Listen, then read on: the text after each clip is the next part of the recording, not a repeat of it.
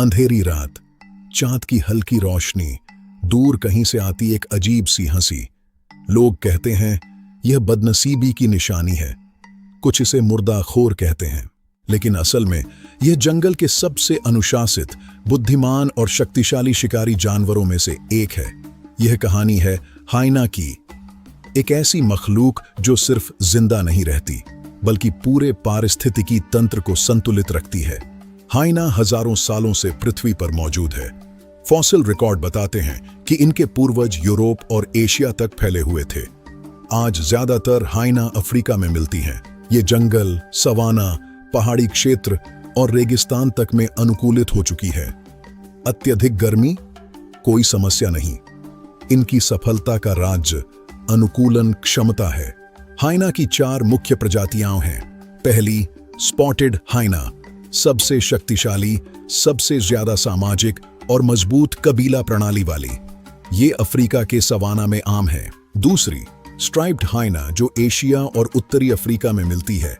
तीसरी, ब्राउन हाइना, दक्षिणी अफ्रीका से। और चौथी, आर्डवुल्फ, सबसे छोटी प्रजाति जो केवल दीमक खाती है।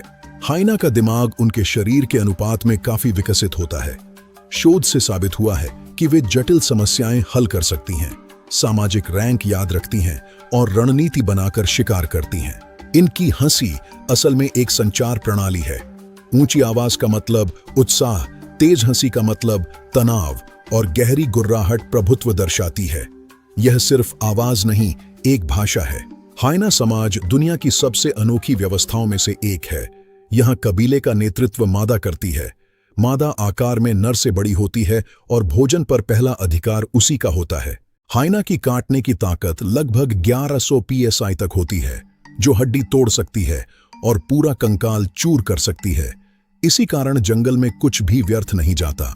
हाइना और शेर की प्रतिद्वंद्विता पुरानी है। अगर एक शेर हो तो हाइना पीछे हट सकती है, लेकिन अगर 15-20 हाइना हो तो शेर को भी पीछे हटना पड़ता है।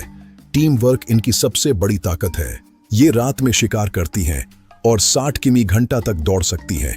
वहीं इनके बच्चे जन्म से ही आंखें खोले होते हैं और उनमें जीवित रहने की प्रवृत्ति बचपन से ही होती है।